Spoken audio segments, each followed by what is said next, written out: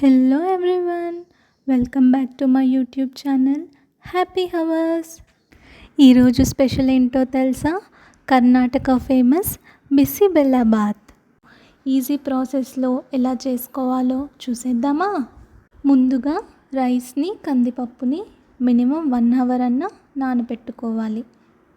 నేను 1 glass of రైస్కి 1/2 glass కందిపప్పుని తీసుకున్నాను.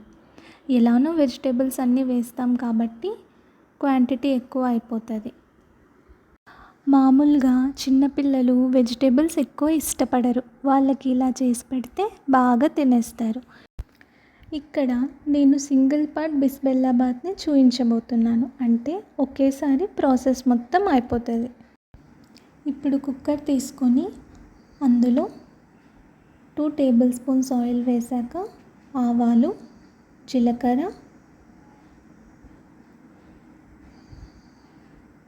కొంచెం కరివేపాకు,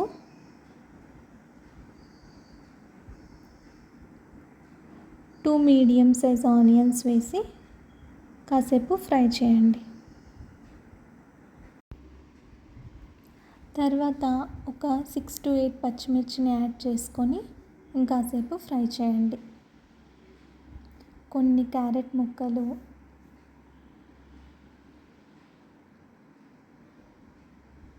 బీన్స్,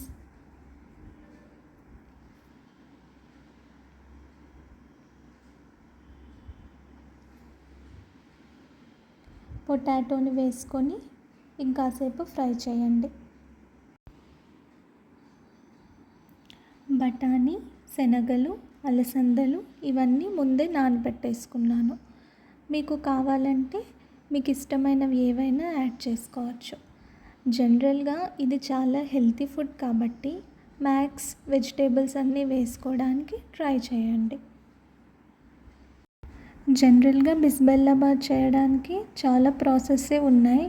వాళ్ళు వేసుకునే వెజిటేబుల్స్ని బట్టి ఆ టేస్ట్ అనేది మారుతూ వస్తుంది.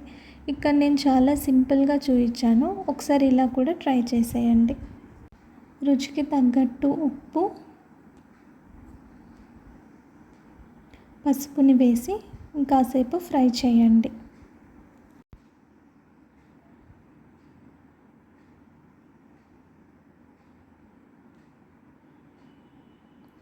టూ మీడియం సైజ్ టొమాటోని యాడ్ చేసేయండి.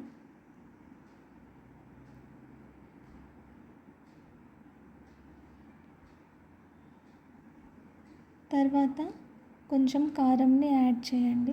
లాస్ట్లో మనం బిసిబెల్లాబాత్ పౌడర్ని వేస్తాం కాబట్టి కొంచెం కారం చూసుకొని వేసుకోండి. ఇప్పుడు మనం నానబెట్టుకున్న రైస్ని యాడ్ చేసుకోవాలి. బిసిబెల్లాబాత్కి జనరల్గా వాటర్ క్వాంటిటీ ఎక్కువ పడుతుంది. ఇక్కడ నేను 5 to 6 గ్లాసెస్ వాటర్ని యూస్ చేశాను. కన్సిస్టెన్సీని బట్టి మీరు కొంచెం వాటర్ యాడ్ చేసుకోవాలి.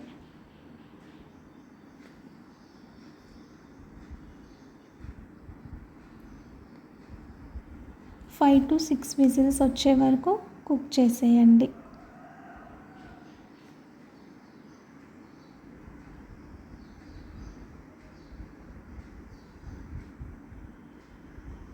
చూసారా ఎంత బాగా కుక్ అయిపోయిందో?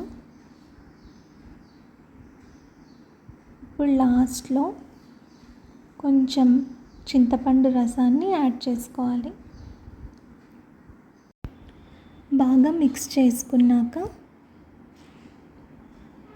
మనకి మార్కెట్లో బిసిబెల్లాబాత్ పౌడర్ అవైలబుల్లో ఉంటుంది. కారానికి తగ్గట్టు యాడ్ చేసుకోండి. ఆల్రెడీ చిల్లీ కారం వేసాం కాబట్టి కొంచెం చూసుకొని వేసుకోండి. కానీ నాకు కన్సిస్టెన్సీ కొంచెం ఎక్కువ కావాలి కాబట్టి ఇంకొన్ని హాట్ వాటర్ని యాడ్ చేసుకున్నాను. లాస్ట్లో కొంచెం ఇంగువని యాడ్ చేసుకొని బాగా మిక్స్ చేసుకోండి. అంతే, ఎంతో ఈజీగా టేస్టీగా ఉండే బిసిబెల్లాబాత్ రెడీ అయిపోయింది. లాస్ట్లో కొంచెం పెరుగు పచ్చడి బూందీతో సర్వ్ చేసుకుంటే రెడీ. హోప్ ఈ వీడియో మీ అందరికీ నచ్చిందని అనుకుంటున్నాను.